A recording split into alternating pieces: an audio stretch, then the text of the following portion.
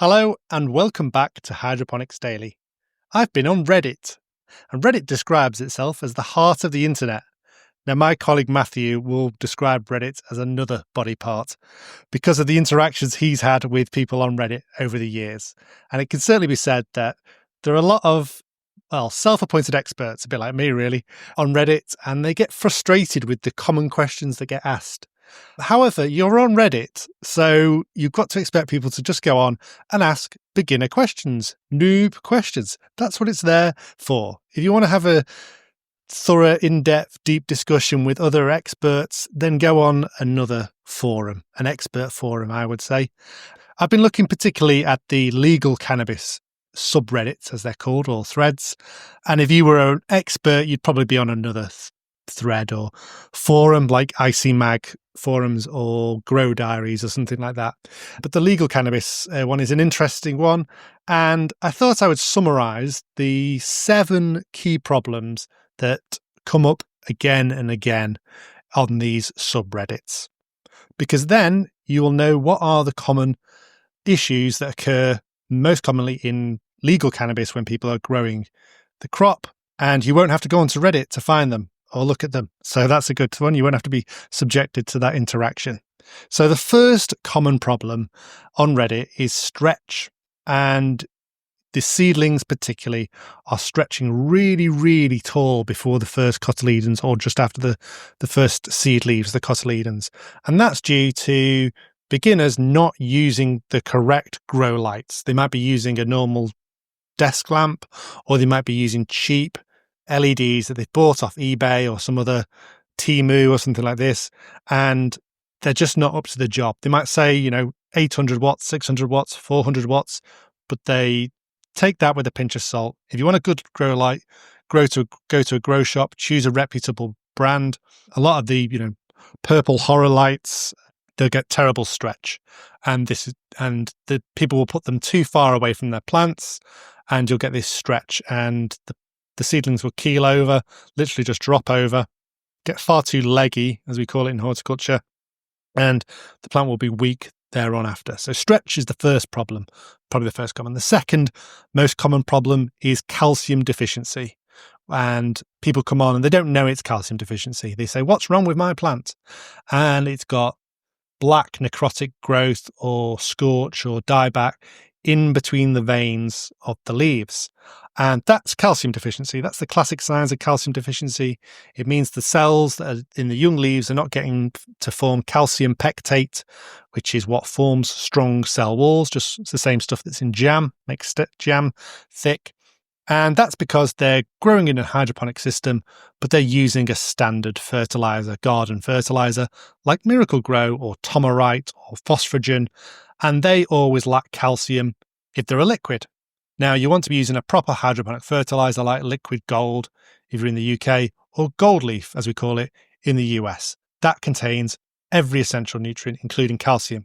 You might even want to add an extra bump of an addition of a CalMag. So that gives you belts and braces. Something like legal cannabis needs a lot of calcium, so you might want to add a CalMag as well to get even more calcium. And that will prevent this issue that's so common on Reddit. It's the second most common one, I would have thought. Okay, so calcium deficiency is the second most common one I've seen on Reddit. The third most common is people asking, are these male flowers? Okay, they're worried with legal cannabis. You don't want male flowers. You don't want the pollination because that will allow seeds to form. And about 50% of the time, they are male flowers. They look like little bananas, the anthers, the male bits, and as they develop, normally close to the stem, next to the petiole, the leaf stalk. And then about 50% of the time, they're not male flowers. They're just the developing ovule of the female flower, and people are just getting really paranoid. So you can have male plants, female plants, and hermaphrodite plants in legal cannabis. So as soon as you get some male flowers, though, in a grow room, you'll get pollen everywhere, and so they'll all seed. So you need to be really careful. And that's why people are coming onto Reddit and asking, are these male flowers? Because they're paranoid about getting seed formation. So that's caused by using poor quality seed, unfeminized seed, and stressing the plant. If you're using these terrible lights, if you're bashing the plants around, growing them in those red cups that seem to be popular in America, I don't know what you call them, rather than actual pots, then that can be an issue. So, male flowers, third most common problem on Reddit. Fourth most common problem is posting a picture of their well-developed flowers and buds and saying, is it ready to harvest? And most of the time it's not ready to harvest. It's become a bit of a meme really on Reddit, people posting seedlings and saying, is this ready to harvest? With that crop, you want half of the trichomes to go amber before you harvest. For that, you need a hand lens. So if you've not got a hand lens, you need one. You need one to look at pest and disease anyway. So get yourself a hand lens.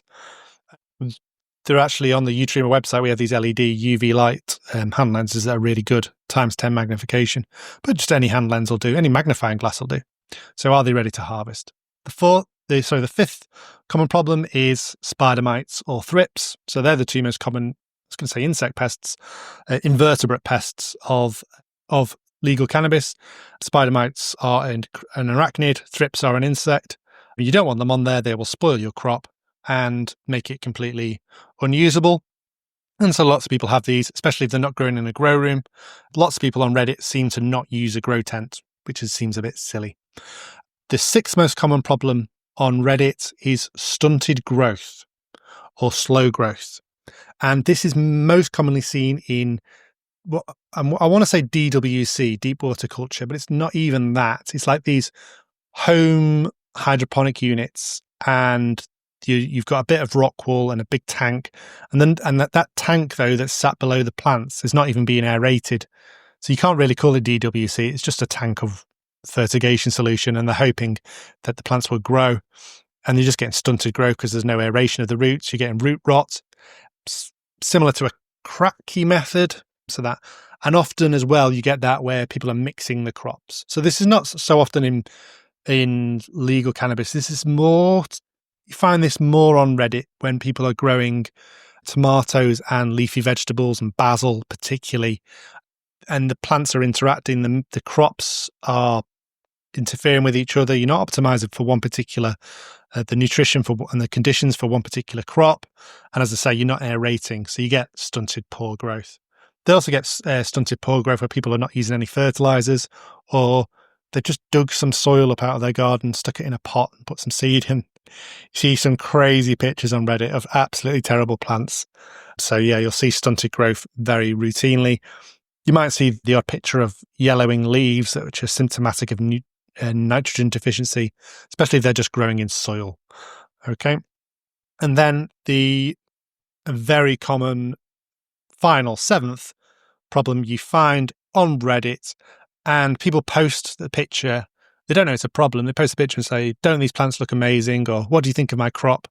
And the crop and the grow room or the room that they're in is really overcrowded, and there's just too much plant material and they're still in veg phase.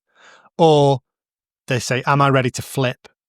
And that means, am I ready to put in a flowering photoperiod? And the plants are already way too big to be flipped. The plants are going to reach the light. They're going to scorch. You're going to have to pull them down. It's going to be a hell. You're going to stimulate, because it's so overcrowded, you're going to have fungal diseases. The plants are going to scorch. It's a disaster. So really common problem that people don't realize is a problem, but they're heading for, disaster, or people haven't defoliated enough and things like this. So they are the 7 most common problems you find on Reddit. Stretch due to terrible choice of lights or beginner lights. Calcium deficiency due to the use of standard garden fertilizers rather than a hydroponic specific one. Problems with people not knowing what male flowers are, or them having male flowers on their crop. And 4, when people not knowing when to harvest and just asking Reddit, is this ready to harvest?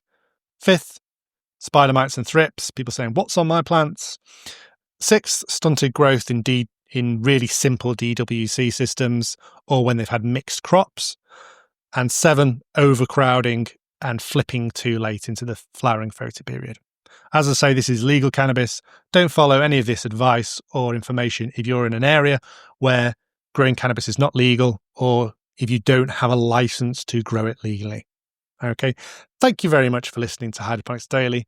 If you found this very informative, please follow and like and write a review and share with your friends. In marketing, you're not supposed to give more than one instruction. You're only supposed to give one call to action. But I'm giving them all. Make sure you follow, make sure you like, make sure you give a review, share it with your friends, and buy a bottle of liquid gold if you're in the UK, or gold leaf if you're in the US. There you go. You might actually make some money from doing this podcast. Who knows? I am also writing a book about hydroponics, and I'm going to transcribe all the podcasts into a separate section of the book. I've started doing it using ChatGPT to write it, and it's going really well. So hopefully that'll be out in the coming months, I would hope. And we'll probably be giving it away when anyone buys a bottle as well. So look forward to that. It'll be released in the UK first, and then I'll change all of my metric measurements and UK spellings to US measurements and US spellings and US measurements for you, so there's no confusion. We don't want anyone putting 4 gallons when I meant 4 liters. So watch this space for that book. It's got a really interesting title. I think you're really going to like it. I want it to be above and beyond what's out there already for hydroponic cultivation guides and for all types of crops. So it's going to be a bumper edition. It's going to have information. It's going to be proofread. It's not going to be some AI slop. It's going to be actually, I'm going to put my heart and soul into it. So look out for that. And if you're interested in getting an advanced copy, then let me know. Okay. Thank you very much for listening. Until tomorrow, that's been Hydroponics Daily for today. Reddit problems. Thank you.